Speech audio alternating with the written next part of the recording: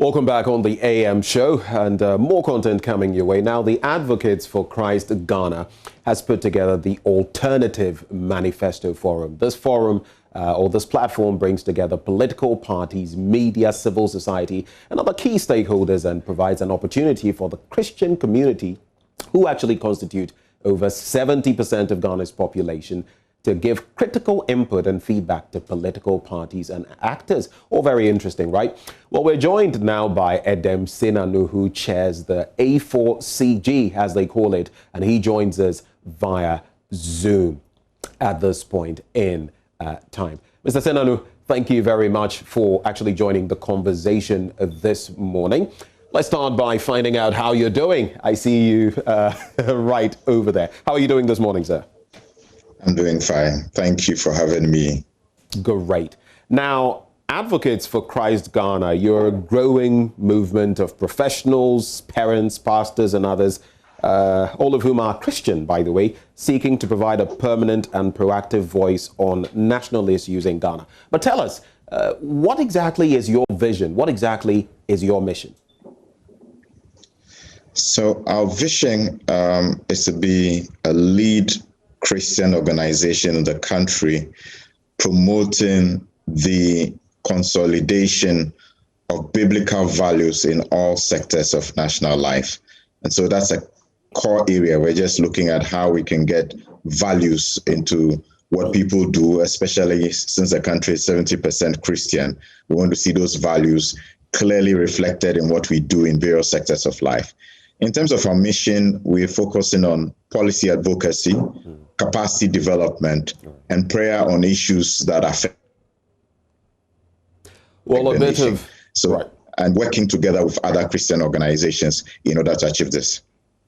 Very interesting that you mentioned that. Now, you also talk about the 70%, Christian population of Ghana. One thing that I'd like to run by you, you would notice that in the history, the annals of our country, we've never had a non-Christian president. Some people say that Hela Liman of blessed memory was Muslim. They think so. He wasn't actually. He was more traditionalist than anything. We've had some vice presidents who have been Muslim, yes, but by and large, our leaders have been Christian. Now, it is a good step that you are embarking on this drive, but how do we get more out of our leaders who by and large have been Christian?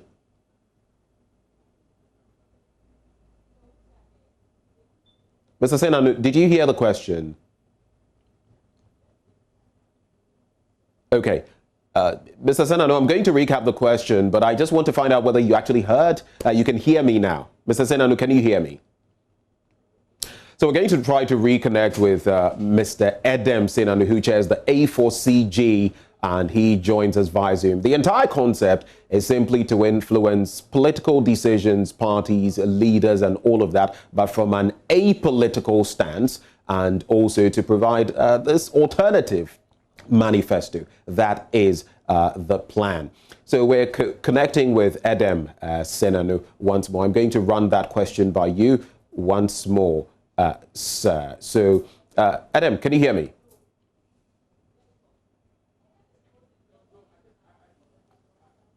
Right. So we're going to try to reconnect with Edem as and when possible. But we did talk to you earlier about those Wiredu lectures, and the event takes place on Thursday, the 29th of October. That is at the Kofi Annan India ICT Center right here in Accra. The theme: protecting the public purse, the media, and fighting corruption in the Fourth Republic. You know what? How much of a grave situation it is dealing with corruption. Well, Charles Reku Brobe is the host of that event, and that is the Wiredu Memorial Lectureship, and he actually joins us now for a conversation on that beat. So we're going to be interacting with Tarzan, like we call him, Charles Reku Brobe, and we shall take it from there. So we're joined right now by Tarzan. A very good morning to you, sir. Thank you for joining us on the AM show. Hello, sir. Mr. Reku Brobe, can you hear me? How are you? Right. Good morning. Great to have you this Seems to be a morning. delay. Thank you so much for your time. Thank you for connecting with us. Now, I am assuming this is maybe since we're calculating from 2016, about the 7th time we're having these lectures. I believe it started in 2016. Let's just start with a bit of a historical backdrop. We started in 2014, and this will be the 5th lecture in the series. Right, right. So we've been doing this for quite a number of years now. Good. Thank you for that clarification, sir. But even before we delve into what we're going to be discussing on Thursday, I'd like us to take a look at this hydra-headed problem of corruption, its ripple effects on everything, the moral fabric of our country, of underdevelopment, and how it is siphoning billions out of our country. What would you say, basically, is the positioning now when it comes to Ghana and our fight against corruption?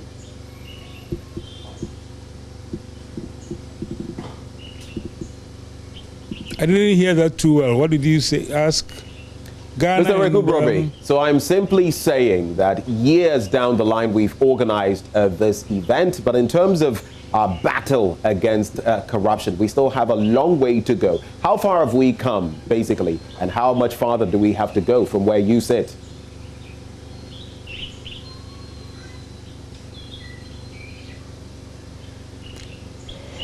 Well, we're well over 60 years. If you were a normal adult human being, we'll be into our retirement. But it looks like we've been finding one excuse after the other to continue to be regressing instead of progressing.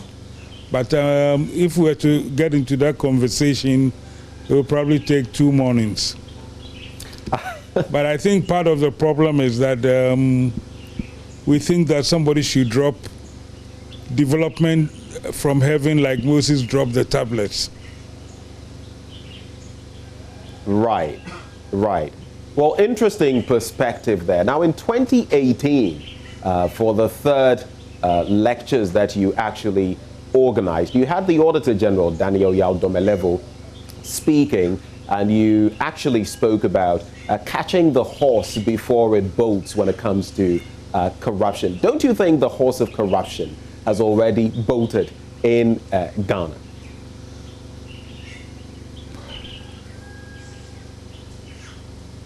Well, the issue is that right now we are very excited about what's going on. Everybody is talking about elections and monitoring it and talking a lot. But what we don't realize is that this only happens once every 4 years. We get a chance to vote somebody into power, and because of the way our constitution is, essentially whoever we vote into power can do whatever they want, unless, of course, somebody is holding them to account. But unfortunately, the structure of our constitution is that the parliament is effectively under the control of whoever we elect as president. The judiciary, despite whatever we claim to be independent, is chosen by the president. So when we get into the issue of who we should hold to account, really the only reliable institution we can rely on is the media, because they are not selected by the president and they are not bowing to the president. So in between elections, what I call when we go to sleep waiting for the next election, we need a very reliable watchman. And that watchman has to keep the eye on whoever we vote for. But unfortunately, we don't seem to get as much excitement during the intervening years after elections as we give to the election itself. So people get away with making promises that they do not keep. More seriously, because of the way in which they seek power, effectively having to buy power, sponsored by patrons and bribing electorate to buy power. At the end of the day, they are belonging to too many people, and the tendency tends to be repaying their election debts tends to affect the integrity of the management of the country for which we have voted them into power. So we need a very strong, genuinely independent institution that keeps the government into check when we are all sleeping and waiting for the next election. And interestingly, I'm old enough to know that it's only in the Fourth Republic of Ghana that we've had a plural press, a plural media, a plural broadcasting media, where we are getting different perspectives from different organizations instead of relying on just the one state monopoly called the Ghana Broadcasting Corporation. It allows us to make a better choice or to become better informed, but it's more important that once we've chosen the government, that they keep an eye on how the government is doing.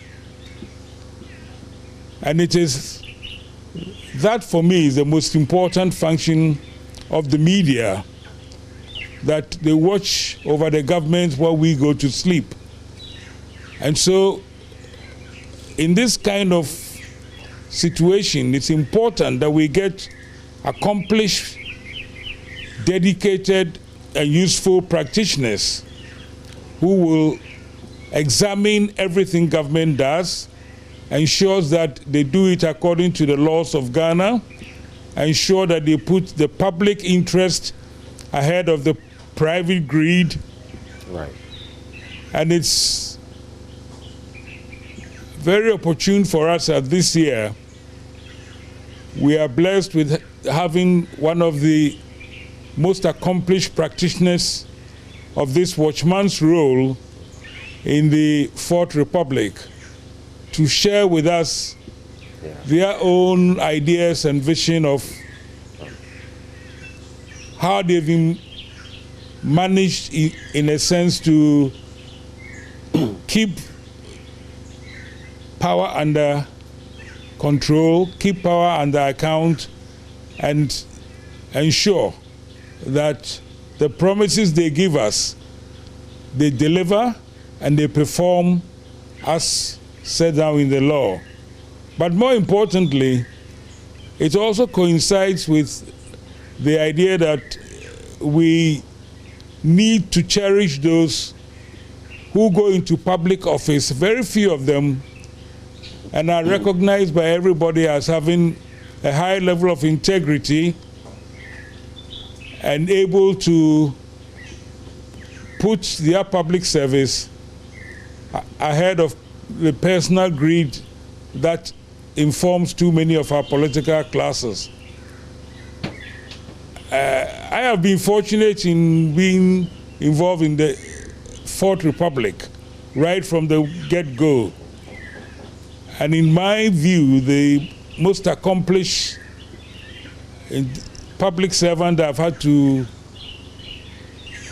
come across has been Wiredu, who was incidentally a minister in the President Kufuor government, first as local government, secondly as education, and finally as the one who was holding the public purse of Ghana as the Minister of Finance and Economic Development.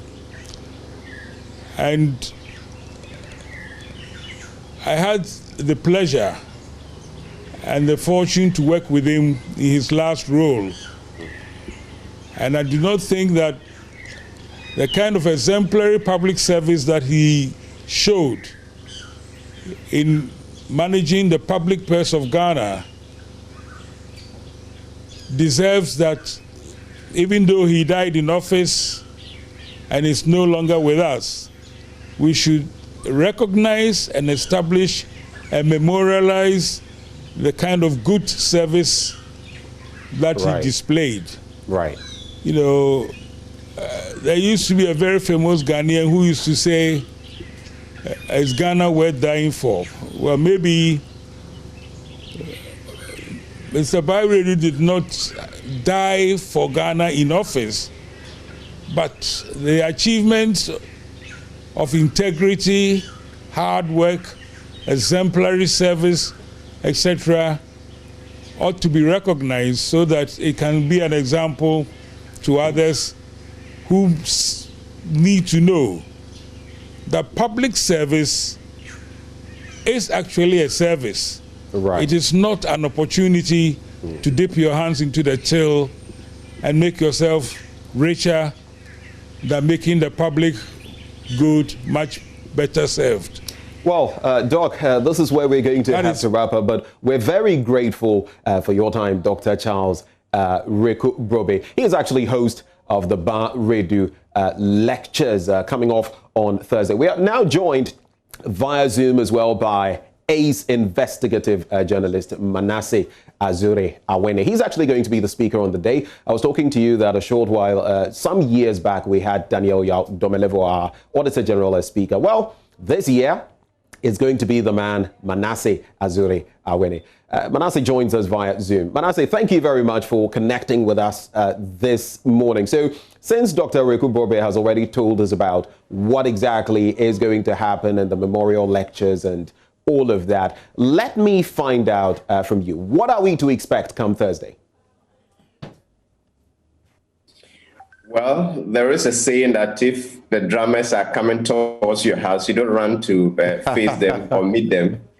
So I cannot say much except to promise a very candid conversation on the issue of corruption on the part of the media and some of the challenges we face as journalists.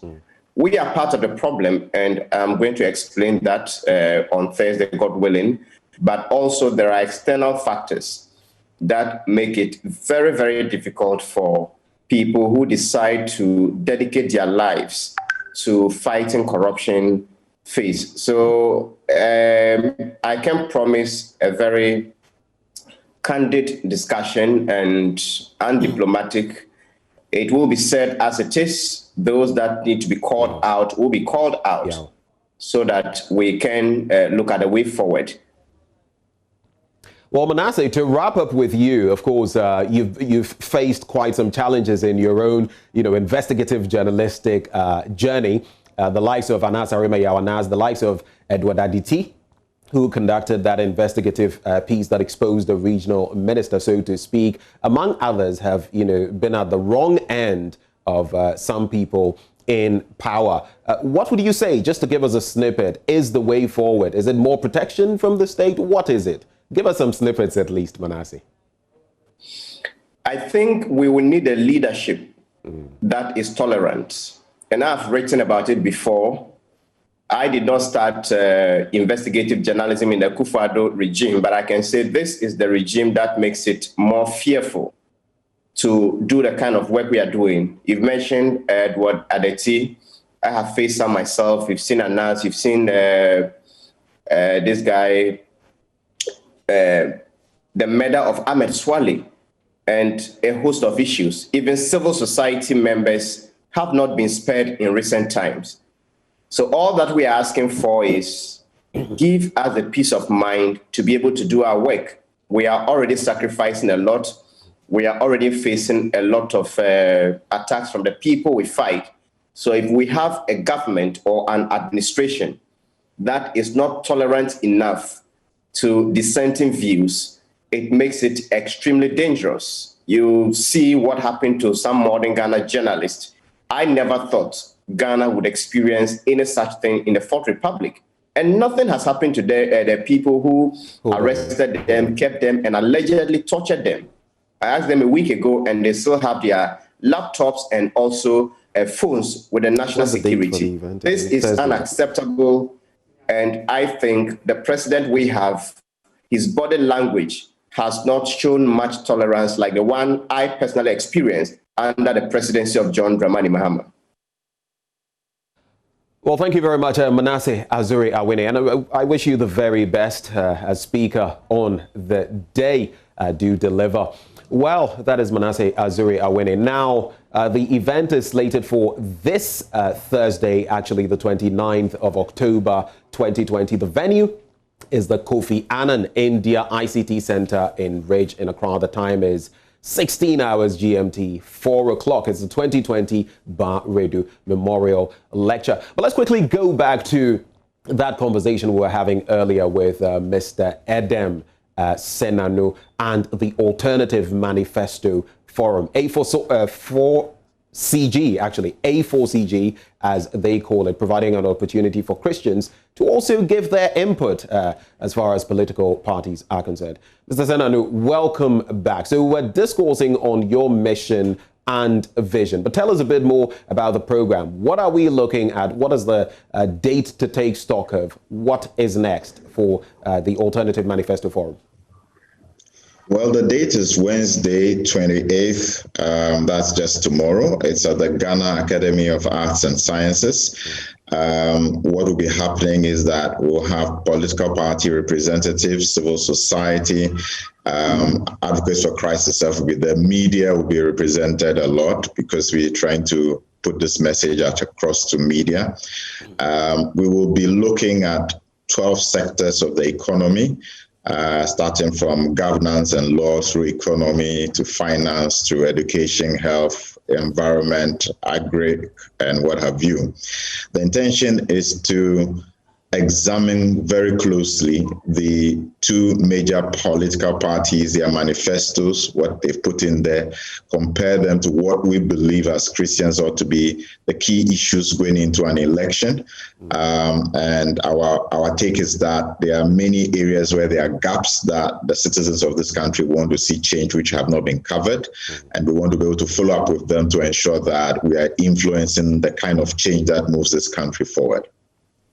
Well, Mr. Senanu, thank you very much for those details. And of course, you're all invited to participate in the Alternative Manifesto Forum. We're actually going to take a bit of a breather now after that conversation on the back of it. Entertainment, some showbiz coming your way shortly. Do stay tuned. We'll be back.